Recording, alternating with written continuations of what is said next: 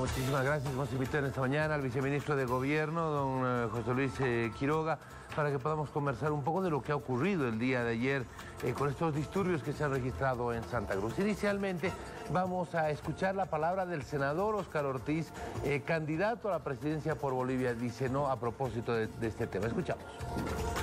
Y por el contrario, he estado viendo fotos donde hay jóvenes encapuchados, algunos de los cuales tienen tatuado el Che Guevara atrás. Obviamente sabemos que el MAS tiene las juventudes guevaristas. Entonces que claramente todo indica fueron a atacar a quienes hacían huelga de hambre defendiendo el 21F y a provocar estos incidentes. Bueno, eso era lo que decía Óscar Ortiz. Viceministro, gracias por estar acá con nosotros. ¿Cuál es la versión del gobierno? ¿Qué es lo que el gobierno ha analizado ocurrió en Santa Cruz? Bienvenido. Gracias, Jorge. Bueno, en realidad ha habido una evaluación extensa y a la espera todavía de los informes, tanto de la policía como del proceso investigativo por parte del Ministerio Público.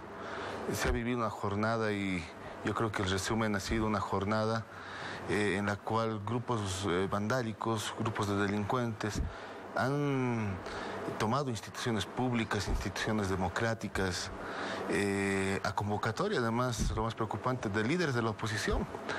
Semanas atrás, días atrás, llamaba la atención por qué decían convocamos a la desobediencia civil, convocamos a la resistencia civil. Y bueno, ayer un poco encontramos desobediencia civil, convocamos a la resistencia civil. Y bueno, ayer un poco encontramos, digamos, ya la respuesta. O sea, realmente el plan, la forma en la cual se están organizando, todo responde a una planificación que tiene que tener una escalada de violencia. Lastimosamente eso es lo que se ha podido evidenciar. El día de ayer una supuesta movilización pacífica por parte de jóvenes universitarios, tanto del sector público como privado en Santa Cruz, que tiene que ser una manifestación pacífica. Se ha desencadenado una arremetida de toma de instituciones. Dos aspectos se cuestionan, como ustedes escuchaban en la oposición. Uno, el que no hubieran habido la suficiente cantidad de policías resguardando las instituciones. Y segundo, la presencia de estos encapuchados que asume la oposición, más bien responden a otro sector, ¿no? A los que estaban movilizados. Sí, pero, a ver, nosotros vamos a ser muy objetivos en este tema de la investigación, ¿no?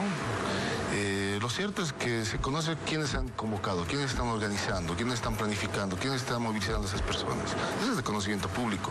¿Cuáles son los líderes de la oposición que responde a un sector de derecha aquí en el país? ¿Qué es lo que está planificando? ¿Qué es lo que ha dicho? Las convocatorias a la desobediencia civil, resistencia civil. Eso por un lado. Segundo, ayer se ha detenido a 6 personas. Son jóvenes, los 6. Vamos a identificar quiénes son, por instrucciones de quienes han ido. Eso ya va a corresponder al ámbito de la investigación. Y vamos a esperar que esa investigación, llevada a cabo por el Ministerio Público, sea muy objetiva, es lo que nos interesa. Develar la verdad histórica de los hechos. O sea, realmente encontrar qué es lo que pasó ahí bajo la convocatoria de quienes han ido. El que se hable de infiltrados, hasta resulta ilógico, Jorge.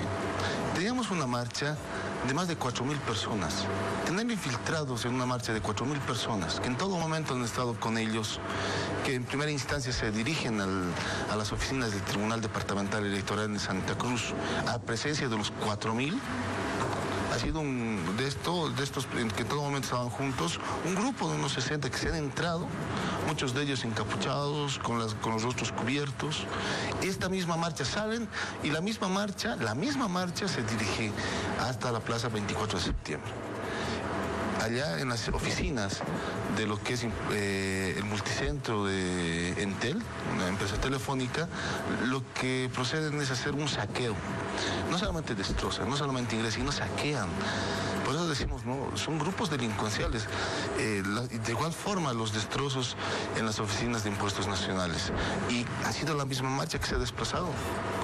Si puede haber grupos de infiltrados, pues lógicamente esta misma marcha hubiera reaccionado en contra de ellos. Es un aspecto que responde a la lógica. Pero repito, nos vamos a remitir a la investigación, porque en todas estas tomas, todas estas destrucciones, deterioros a la propiedad pública, han sido filmados. Hay imágenes de cámaras de seguridad que tienen que ser analizados por el Ministerio Público. Y bueno, la investigación va a responder y va a determinar quiénes son. Lo cierto, y cortito, ¿Quiénes han movido a estas plataformas 21 de febrero, como se han denominado Puerto Pailón? ¿Quiénes han movilizado a estas plataformas en Riberalta? ¿Quiénes han movilizado la anterior semana, el día jueves, en las puertas del Tribunal Supremo Electoral en Cochabamba? O sea, te repito, es un plan.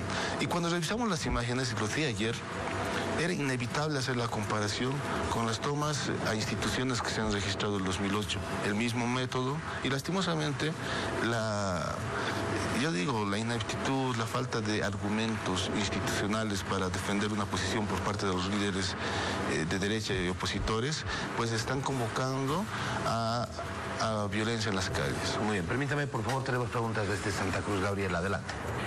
Gracias, Jorge. Saludamos a nuestro invitado viceministro. Esta fue una marcha de estudiantes universitarios autoconvocada en rechazo a la habilitación del binomio oficialista en defensa del voto que ellos emitieron el pasado 21 de febrero del 2016. Todos sabían que iba a ser multitudinaria, todos sabían el recorrido. Faltó previsión de parte de la policía. ¿Por qué no se reforzó la seguridad precisamente en los alrededores del Tribunal Electoral Departamental, donde ya antes se habían registrado momentos de tensión, ya había una vigilia?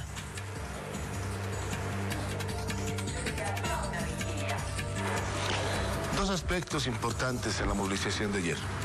Primero, que era una movilización pública y era una movilización pacífica.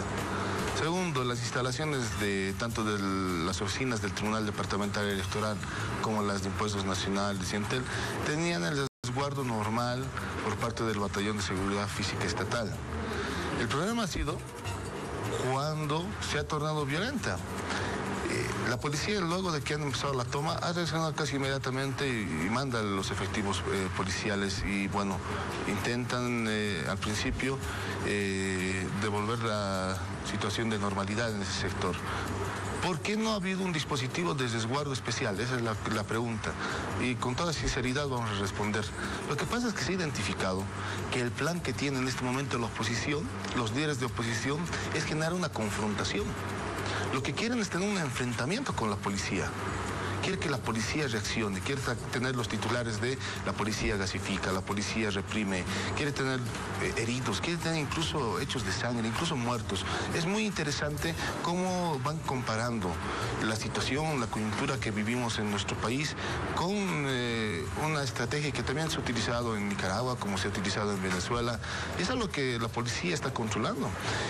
Recuerda en la anterior jornada, el día jueves, la policía realmente, en forma estoica, en forma muy profesional, simplemente tenía que aguantar, soportar la embestida, los abusos, los ataques por parte de... y también estos grupos violentos.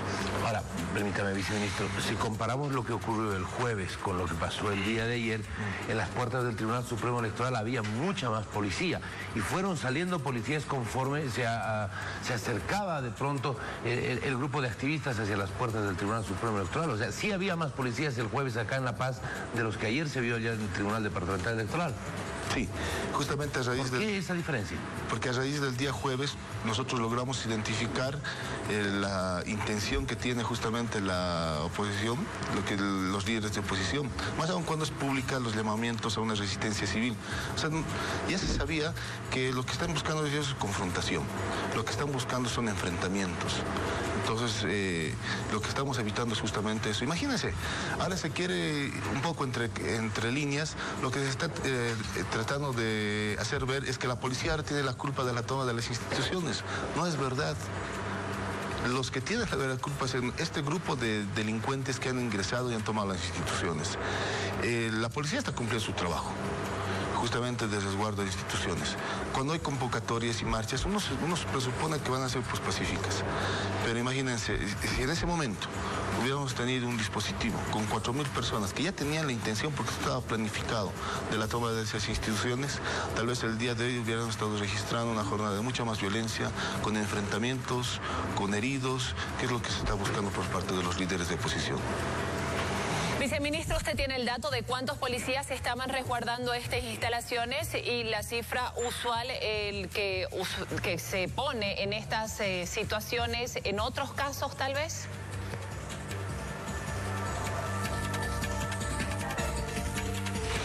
Es el resguardo normal que prestan a las instituciones públicas. Ellos hacen sus grupos, hay un encargado de seguridad de cada institución. Esos los policías que estaban haciendo el resguardo. ¿Por qué no había un dispositivo especial, más bien? Es la pregunta que tienen. ¿Por qué no hemos mandado un contingente que resguarde todas las instituciones? Bueno, yo vuelvo a repetir. Hubiera sido un error, tal vez incluso tener este dispositivo y en este momento hubiéramos tenido un enfrentamiento, que es lo que están buscando. Están buscando heridos. Imagínense, les pongo un simple ejemplo. 40 personas, Puerto Pailas, el fin de semana. Grupo violento, un grupo ajeno, un grupo contratado por parte justamente de estas mal llamadas plataformas ciudadanas, que llegan y bloquean una ruta internacional. Se manda un dispositivo para habilitar la vía y bueno, producto de eso, ¿qué tenemos? Un joven con el cráneo hundido que estaba en terapia intensiva. Bueno, se han hecho otros mecanismos para controlar y no tener justamente bloqueos en esta zona. Realmente, la instrucción que se tiene son resguardo a instituciones públicas y privadas, evitar generar confrontaciones, pero por sobre todo y en todo momento estamos evitando de tener un enfrentamiento con estos grupos violentos que realmente responden a una planificación para generar una escalada de violencia. Muy bien, Gabriela, hasta más adelante. Hasta cualquier momento. Muy bien, muchísimas gracias. Le agradecemos también al señor viceministro por haber estado acá con nosotros para poder hablar, para poder conversar a propósito de lo que ha ocurrido el día de ayer en Santa Cruz. Viceministro, muchísimas gracias. Jorge, muchas gracias a ti. Nosotros seguimos y tenemos consejos para ustedes.